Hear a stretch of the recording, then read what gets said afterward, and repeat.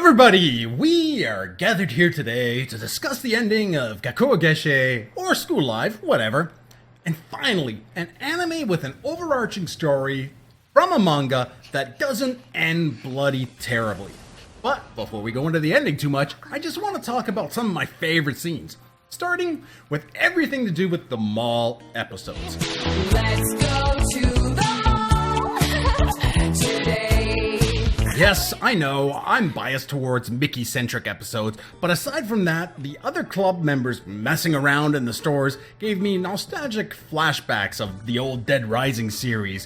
While not as funny as mowing down zombies with a gas-powered weed whacker, it was still something that I enjoyed, and I thought it was a very good episode to show Yuki's sort of first mental awakening when she went to save Mickey when she was stuck on top of that piano in the mall.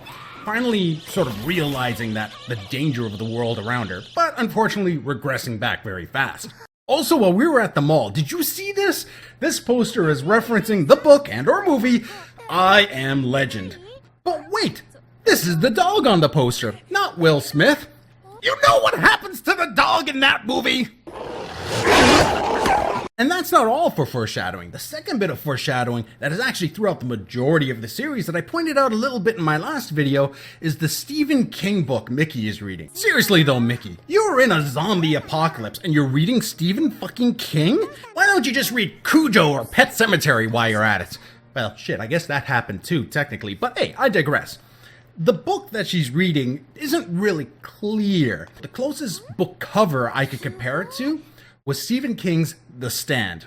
Now, not only is The Stand the most visually similar to what she's reading, but it's actually very similar plot-wise.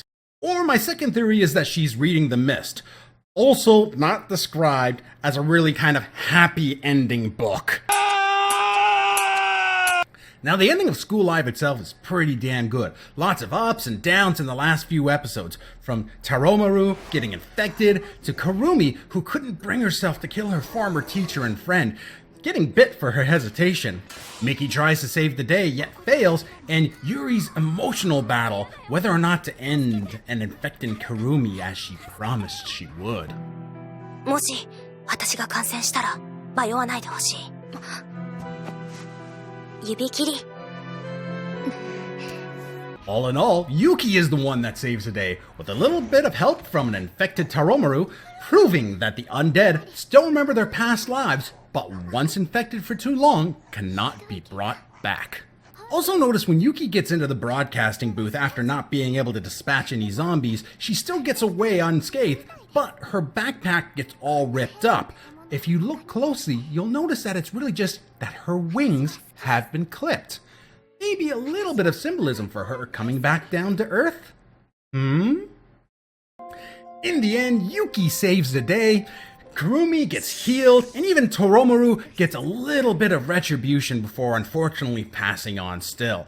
But what made the school livable for the school living club, like solar power, the gardens with the food up top, even the water filtration plant, all destroyed by either the weather or the zombies, fire.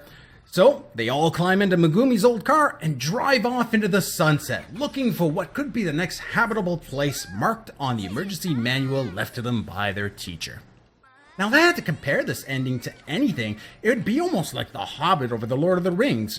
A chapter has finished, but they still tease us that there's more to come in this story. But that's just how I see things. If you think differently, feel free to leave a comment below, and also please like and subscribe if you'd like to see more. Till next time, good night everybody!